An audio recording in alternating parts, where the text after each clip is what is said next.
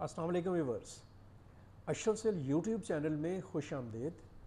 आप सब के इल्म में है कि 26वीं आइनी तरमीम 22 शिकों के साथ मंजूर हो चुकी है और कल पहले वफाकी कबीना ने, फिर उसके बाद सैनेट ने, उसके बाद कौमी असम्बली ने रात गए इस तरमीम को 2/3 मेजॉरिटी के साथ मंजूर किया, तस्लीम किया। और आपको यही बताते चलें कि कौमी असम्बली में इस तरमीम के हक़ में 225 वोट आए और मुखालफत में 12 वोट आए। ज़ाहिर है मुखालफत में तहरीक इंसाफ के वोट थे। सैनेट में इस तरमीम को 65 वोटों की तायद हासिल हुई और मुखालफत में 4 वोट आए, और वो डेफिनेटली जो तहरीक इंसाफ के लोग थे वही थे।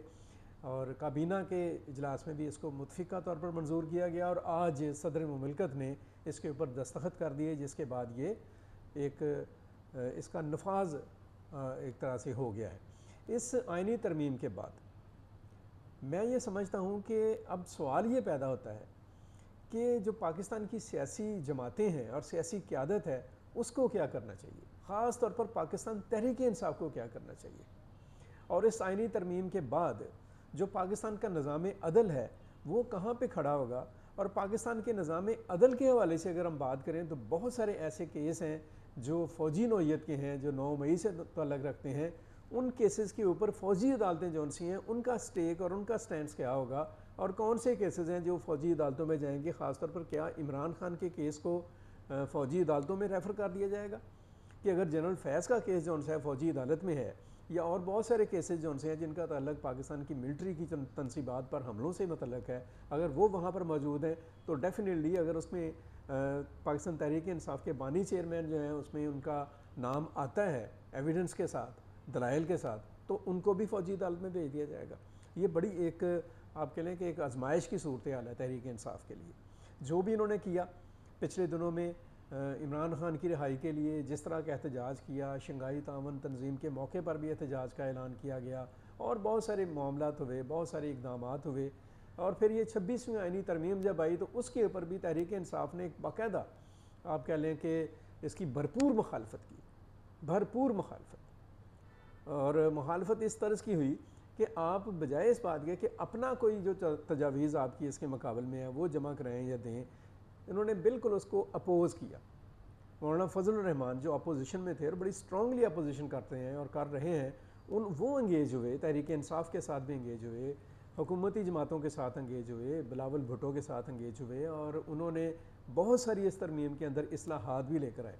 ये तरमीम जब पेश की जा रही थी तो इसकी शिकें जौन सी थी 54 थी, 54 शिकें थी इसके अंदर, और जब इसकी मंजूरी हुई है तो इसकी 22 शिकें जिनको मंजूर किया गया। दैट मीन्स कि जब पॉलिटिकल एंगेजमेंट होती है तो चीज़ों के ऊपर जो तहफ़्फ़ुज़ात होते हैं, ख़दशात होते हैं, मामलात होते हैं, वो एतराज़ात जो होते हैं उनको दूर भी किया जाता है, उनको सेटल डाउन भी किया जाता है, और उनके ऊपर कुछ आपस में आप कह लें कि मामला तय भी होते हैं।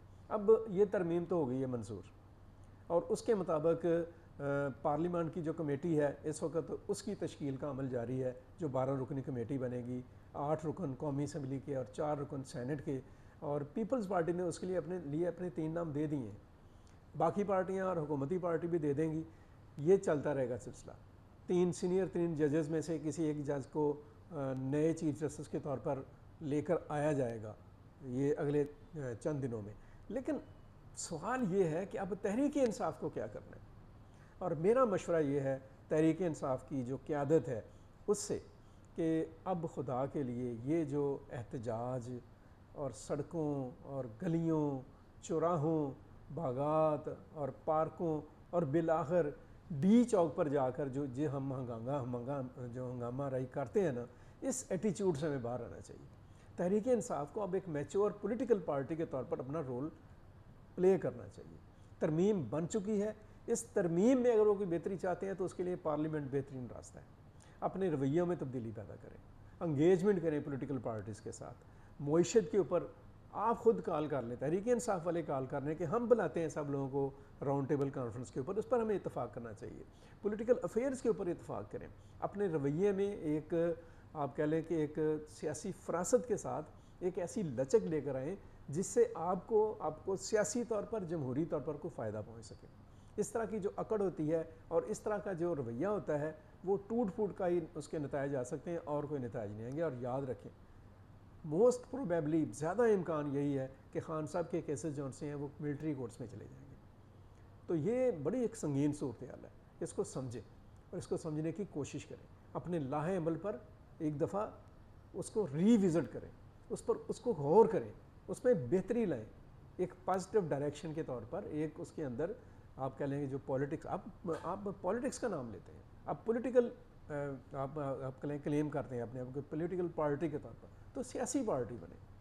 یہ ہنگامہ آرائی کرنا اور اس طرح کا جارحانہ رویہ اختیار کرنا اور میں نہ مانوں والی رٹ لگانا یہ کسی بھی لیول کے اوپر کسی بھی طور مناسب نہیں ہوگا. اور آپ کے لیے بہتر بھی یہی ہوگا کہ اب ایک میچور, ایک دانش مند, ایک مدبر اور ایک دور اندیش سیاسی جماعت کی حیثیت سے اپنے آپ کو رجسٹرڈ کرانے کی کوشش کریں. اشتعال انگیزی اور جذباتیت کبھی مسائل کا حل نہیں ہوتے ہیں. بہت شکریہ.